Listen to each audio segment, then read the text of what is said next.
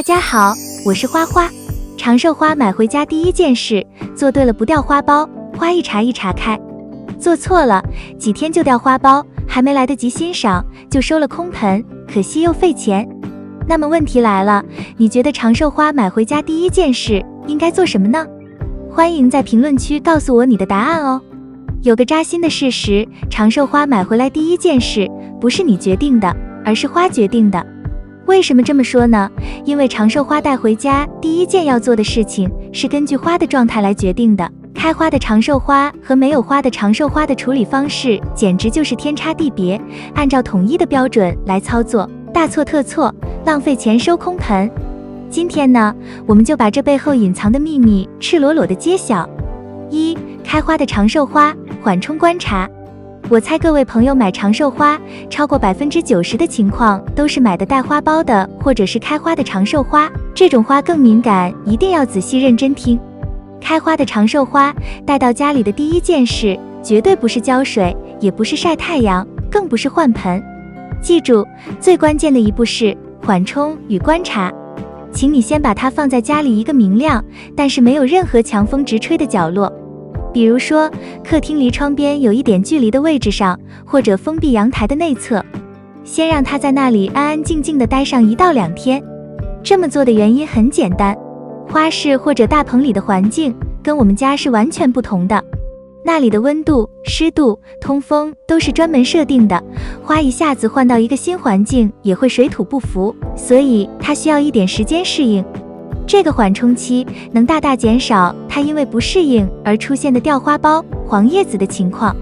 同时，你也趁这个机会好好检查一下它的叶片背面、枝条缝隙里有没有藏着比如白色的小飞虫或者发霉的斑点等等，发现了要及时清理。缓冲期过了，我们就要给它找一个长期的座位了。这个位置的选择至关重要，尤其是封闭阳台养护的。最好的选择是东向的阳台或窗边，这样它可以享受上午3、4个小时温柔不灼人的阳光，到了下午就变成明亮的散射光。这样的光线对延长花期、保持花色鲜艳是刚刚好的。如果你家只有南向或西向的阳台，那就要特别注意了。如果你那里的气温不低，阳光透过玻璃照进来，在封闭环境里会累积热量，形成一个小温室。中午前后的直射光可能会让叶片和花朵感觉发烫，导致花朵提前凋谢，所以条件允许的话，正午时移到距离玻璃1公尺的位置。这样做之后，新长出来的叶片会更油绿，花朵也开得更持久。那么怎么判断光照是不是过强呢？教你一个简单的小方法，在晴天正午，用手背感受一下光照过强位置，如果感觉明显发烫，那么这里的阳光就已经具有杀伤力了。如果你家的长寿花花朵朝光的一侧已经发现干枯发白的焦边，那么说明现在的环境正午需要避一点光了。接下来是90%出问题的一环，浇水。在温暖又不太通风的封闭阳台里，给长寿花浇水的秘诀就4个字：宁干勿湿。请你一定改掉定时浇水的习惯。浇水前务必用手伸进土壤里摸一摸，至少要感觉下面2个指节的深度都完全干透了，才能考虑浇水。一个更保险的方法是端起花盆掂量一下，感觉它变得很轻了，再浇水。我特别推荐你采用浸盆法，接一盆清水，把整个花盆放进去，让水从底部的小孔慢慢渗上去，直到表面的土壤也湿润了，再拿出来，把底盘里多余的水彻底倒干净。这种方法比从上面浇水更均匀，也绝不会浇到花朵和叶心里，能有效防止烂根和烂叶。请记住，在花朵盛开期间，不需要，也千万不要给它施任何肥料。施肥就像给它吃大补药，会催促它新陈代谢加快，反而让花朵匆匆谢幕。最后，虽然冬天不寒冷，但偶尔也会遇到从北边来的强烈大陆冷气团，也就是寒流。当天气预报气温要骤降到10度左右，甚至更低时，请你记得一定要做好保暖工作。平时如果温度没有低于10度的话，可以每天开窗通风，这对花开的久，没有病虫害是一副良药。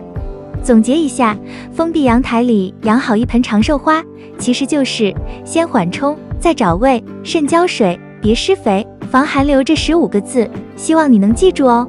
2. 没开花的长寿花，促花调控。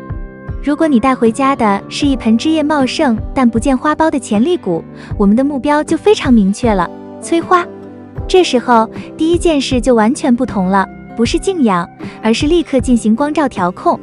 当你把这盆绿油油的宝贝请进门，第一件事不是让它休息，而是请你马上观察一下，你打算把它放在哪里。长寿花是典型的短日照植物，它需要一段每天有连续12到14小时完全黑暗的时间，才能从长个子的模式切换到准备开花的模式。很多花友家的长寿花养了1年都不开，问题十有八九出在这里，它可能一直待在晚上也有灯光的客厅或者阳台，生物钟全乱了，根本收不到该开花啦的信号。所以你立刻要做的是给它制定一个严格的作息表。白天把它放在你家光照最充足的南阳台或窗边，晒足至少4到6小时的直射光，让它好好积累能量。傍晚到清晨是关键，从下午5点或6点开始，用一个大的纸箱、一个黑色塑料袋或者专门的不透光罩子，把它完全罩起来，隔绝一切灯光，包括家里的电灯光，直到第二天早上8点再打开。请你一定要坚持，这个过程大约需要4到6周。有一天，你就会惊喜地发现，在叶子和茎秆的连接处冒出了一个个小米粒似的红红的小点，那就是它给你的回报，花苞来了。当然，在它努力孕育花苞的这段时间，摆放和养护也要跟上。摆放的位置自然就是那个白天能晒到最多太阳的地方。浇水呢，和开花时一样，遵循干透再浇的原则，千万别让盆土一直湿漉漉的，闷湿的土壤不利于根系健康，也影响开花。有一点不同的是，在花苞出现之前，我们可以给它一点鼓励。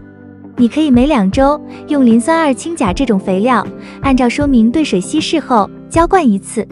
这是一种高磷钾的促花肥，能给它一个明确的信号，能量充足，可以放心开花了。等到花苞都长出来后，就可以停肥，静待花开。促花的过程最需要的就是一点耐心，一定要耐得住等待哦，朋友们。总结一下，对于没有开花的长寿花，也请记住15个字：强光照、控时长、干养根、补对肥等信号。